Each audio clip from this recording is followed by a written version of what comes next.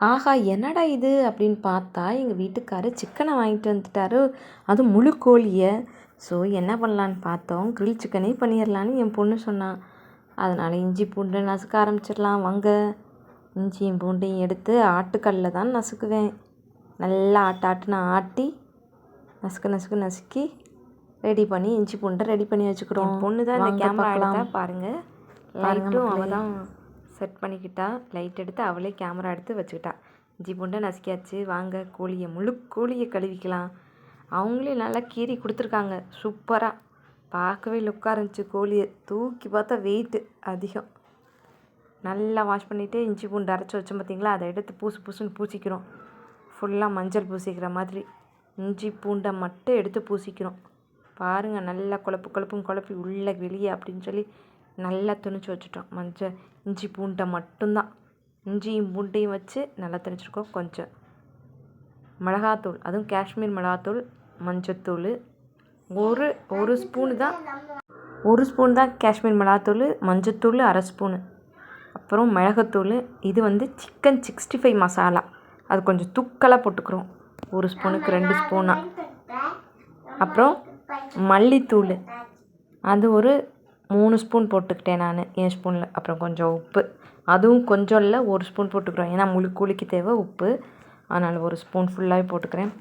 தயிர் ஒரு 10 ரூபா பாக்கெட் இருந்துச்சுன்னா முழுசையும் ஊற்றிடுங்க.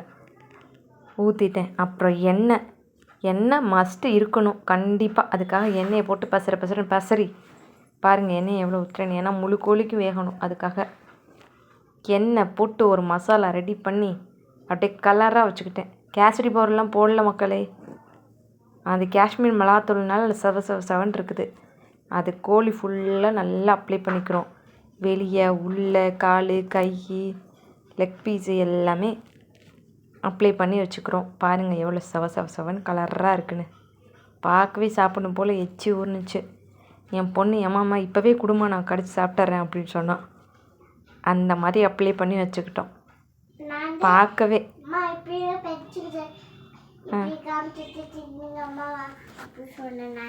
அப்படிங்களா, அவங்க தான் சொன்னாங்களாம் இப்படி செஞ்சு காட்டுங்கம்மா அப்படின்ட்டு. ஃப்ரெண்ட்ஸுங்கள்ட்ட அப்படி செஞ்சு காட்டுங்கம்மா அப்படின்னு சொன்னாங்க.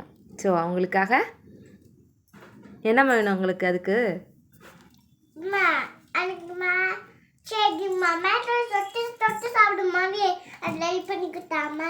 மயோனஸ் தொட்டு சாப்பிட்ற மாதிரி. இங்கே பாருங்கள், போட்டு ஒரு 10 நிமிஷம் மசாலா தடவி ஊற வச்சுட்டேன். அது ஒரு 10 நிமிஷம் அப்படியே இருக்கணும், எடுக்க வேணாம். இங்கே பாருங்கள், இப்போ வெளில எடுத்து தண்ணி ஊற்றாத எம்டி குக்கருக்குள்ளே தான் நம்ம வைக்க போகிறோம். வாங்க பார்க்கலாம் மக்களே. அங்கே பாருங்கள், வெறும் தண்ணியெல்லாம் ஊற்றலை, எம்டி குக்கருக்குள்ளே நல்லா பெரிய டம்ளரை வச்சுக்கிட்டேன். பெரிய டம்ளரை வச்சு அதுக்கு மேலே தான் இந்த கோழியை வைக்கிறேன். நீங்கள் கறிப்பிடி கறி வாசனை வருது, கறி பிடிக்கிற மாதிரி வாசனை வருதுன்னு திறந்து பார்க்காதீங்க. அந்த நம்ம மசாலா பூசியிருக்கோம் பார்த்திங்களா, அது கொஞ்சமாக மெல்ட்டாக அப்படியே உள்ளே லைட்டாக ஒரு சொட்டு பட்டாலுமே அது கறி பிடிக்கிற வாசனை, அந்த வாசனை வரும். அதுக்கு நம்ம கோழி ஒன்றும் ஆயிருக்காது, கோழி அப்படியே தான் இருக்கும். ஏன்னா பாருங்கள், எப்படி அடிக்காதடி, கொசு கடிச்சாட தங்கம். சரிடா. இங்கே பாருங்கள், விசில் மூடியும் போடலை, அப்புறம் பெல்ட்டும் போடலை. போடாமல் ஒரு 20 நிமிஷம் அப்படியே குக்கரில் வச்சிடறோம்.